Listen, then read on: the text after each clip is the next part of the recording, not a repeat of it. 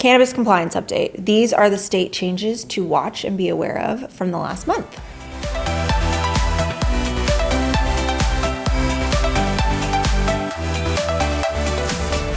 Hey, I'm Morgan Davis. I'm a cannabis attorney based in Raleigh, North Carolina. Let's talk about how to keep your business protected and thriving. One of the biggest needs in the cannabis industry is compliance. It's keeping up with all the different changes that are happening on a state-by-state basis, which for most companies is really tough. And unless you've got a compliance team of, like 30 people, it's just really, really a bear to handle. So, moving forward, once a month, I'm going to provide you with a monthly update of all the biggest regulatory changes, agency actions, and pending legislation that you need to be aware of as a cannabis company operating in the hemp space around the United States. Let's start with South Carolina. This is a strange and nonsensical move by the South Carolina's Department of Health and Environmental Control. They issued a letter that basically killed the entire hemp industry in South Carolina overnight. Little background on South Carolina. So South Carolina's been in kind of a gray space for a while in that they passed a bill legalizing hemp, much like the Farm Bill. But then there was some guidance from the Attorney General about synthetic cannabinoids back in 2019 that made everybody, that was when D8 first came on the scene, and there was a question as to whether or not any of the intoxicating hemp products were allowed. And then everything was quiet for a while. That Attorney General guidance is still out there, but the market itself continued to grow and has grown much like in the state of North Carolina and many states around the country without really any enforcement or regulation. A little bit of regulation started at the end of last summer, where we started seeing some stores raided, but there didn't seem to be any rhyme or reason to what was being pulled or what was being confiscated. 3 weeks ago, the Department of Health and Environmental Control issued a letter that basically said, we have adopted the FDA's position, and basically anything with Delta 8, Delta 9, or Delta 10 in it is not allowed. Anything with pure isolate CBD is not allowed. Anything that's made otherwise from hemp must be a full spectrum or broad spectrum product or made from hemp flower, hemp seeds, hemp oil. And the labels cannot identify the Delta 9 or THC content or CBD content because that would mean that it's an illegal product. This is a really stupid idea. Here's why. What you're going to have is a bunch of companies who relabel their products as full spectrum products that are essentially Delta 9 or CBD or Delta 8 or any number of other products, and they're going to have a plethora of different stuff in there, and they're going to be intoxicating, and no customer will know, nor will they understand how many milligrams they're ingesting. And so unless the South Carolina Department of Health and Environmental Control has, like an entire force of officers who are going to go out and go to every smoke shop and every vape shop and every wellness store and every convenience store around the state of South Carolina, which they don't, by the way, to confiscate every product that could possibly contain intoxicating hemp derivatives, you're going to end up with a bunch of stuff out there that's improperly labeled and basically leaves the customer going, well, I don't know what I'm taking and I don't know how much is in it, but this will be fun. It's a horrible idea. But nonetheless, that's the current law in South Carolina. So good luck. If you've got products there, I would pull them out and stay out of South Carolina until they fix this issue. But if you're going to continue to stay there, you're going to probably need to relabel and repackage. Moving on to California. So in the next couple of states, you're going to see a theme. We're back at legislatures trying to regulate synthetically derived cannabinoids. Most of this legislation is aimed at your Delta 8, Delta 10, HHC, THCV, THCP, and all the other acronyms out there of derivatives that are created through chemical synthesis. Obviously, the most popular being Delta 8. So California has proposed and is trying to push through a law that would basically take synthetically derived cannabinoids out of the definition of hemp and place them back into the definition of controlled substances. So any product that contains a synthetically derived cannabinoid is no longer legal under the hemp law. How they're defining it is a substance that is derived from a chemical reaction that changes the molecular structure of any substance separated or extracted from the plant cannabis. This excludes, and this is important, in California, they are excluding decarboxylated from a naturally occurring cannabinoid acid. What this means is if you've got something that goes through the normal process, like CBD is made through a chemical process, other minor cannabinoids are made through a chemical process. As long as it's just decarboxylation from the naturally occurring plant material or plant acid, then you're fine.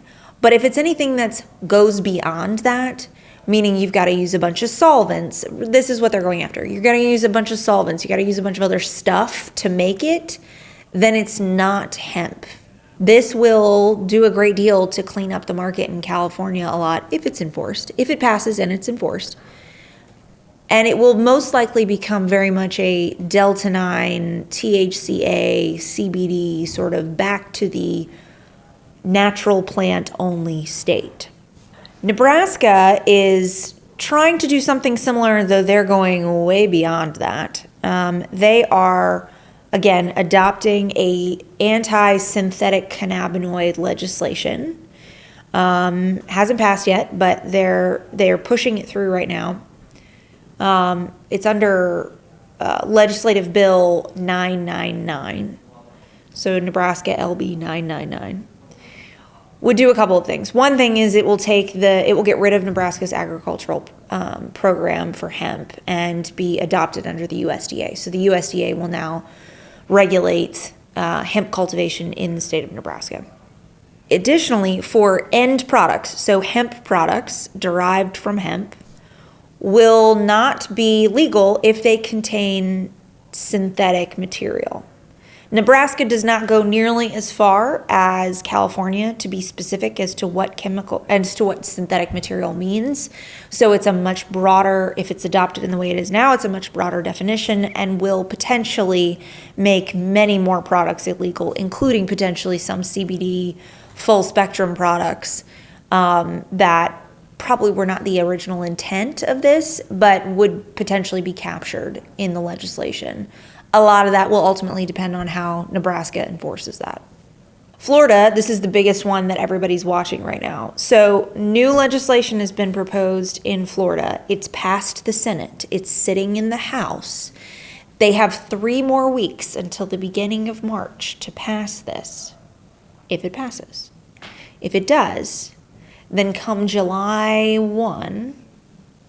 October 1 of 2024, Florida's hemp market will change drastically. One, they will adopt they've already adopted a total Delta 9 THC standard, but that total Delta 9 THC standard will exempt synthetically derived cannabinoids. Specifically, it calls out Delta 8, Delta 10, HHC, THCP, and THCV. But there is a catch-all that says anything that is a synthetic cannabinoid is not exempted from the Controlled Substances Act. Additionally, they're going to put milligram caps on all products. 2 milligrams per serving, 10 milligrams per container. This would be a massive change for the state of Florida, which is like the 4th largest product market in the country. So lots of people concerned about what's about to happen in Florida. Stay tuned. We'll see next time. South Dakota is adopting, again, an anti-synthetic cannabinoid stance in new legislation, House Bill 1125, except they're couching it as any chemically derived cannabinoid. So kind of like Nebraska, except even worse.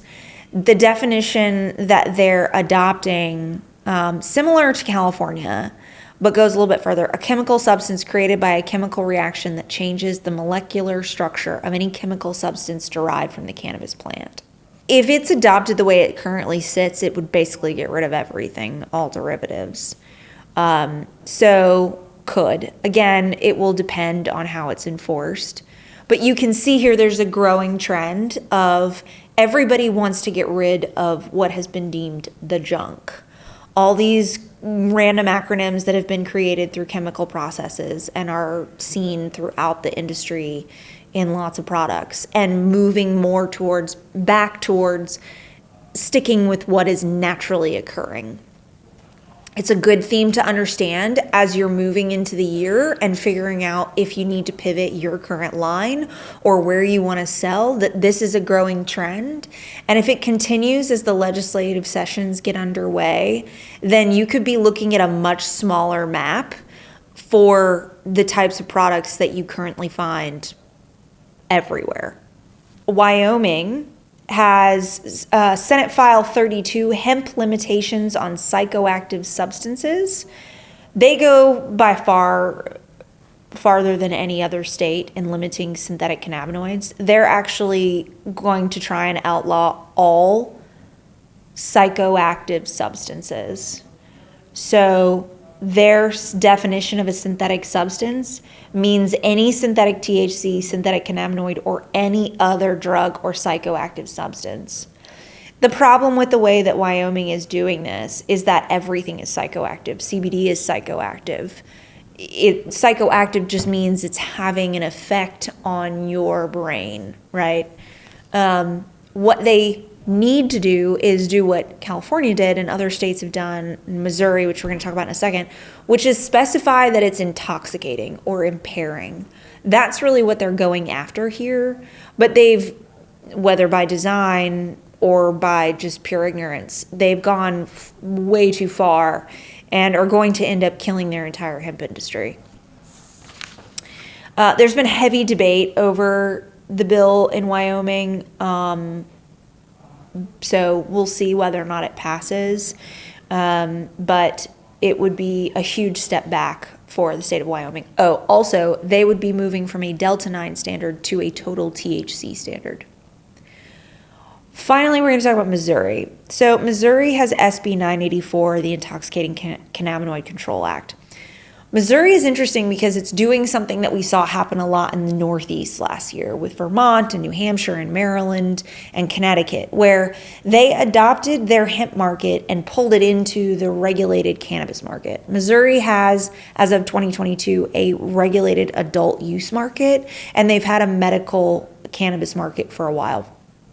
So they are basically saying, if it is a synthetic or if it's an intoxicating hemp product, so they go as far, not as far, but close to as far as Wyoming goes. We're basically saying if it doesn't matter if it's synthetic, it doesn't matter if it's naturally occurring. If it's intoxicating, then it belongs in the regulated adult use market and will have to comply with all of the adult use cannabis requirements, which means testing standards and seed to sale tracking and manufacturing standards, lots of licensing, lots of money. It's expensive. It's a big pivot for anybody who's currently in the hemp space in Missouri. Most of your small and medium-sized businesses in that space won't be able to make that pivot without a lot of mergers and moving in, partnerships with larger cannabis companies, just because of the weight of the requirements when it comes to being in the regulated cannabis market. There's been heavy debate in the House over this bill. So it doesn't look likely that it'll pass in its current form. Of course it could. It's an election year. Who knows what's going to happen? But it does look likely it's going to pass in some form or another. There's been a lot of discussion about over 200 cases of children last year showing up at in hospitals and being reported to poison control that it was due to their exposure to intoxicating hemp products. Of course, that's anecdotal. We don't have any further evidence of that other than what's been presented on the floor. But as you can imagine, that's extremely influential on lawmakers, the idea of children being, so poisoned by these products, essentially, that they end up in the hospital. That's your update for this month. Stay tuned, and we'll see you next month for more.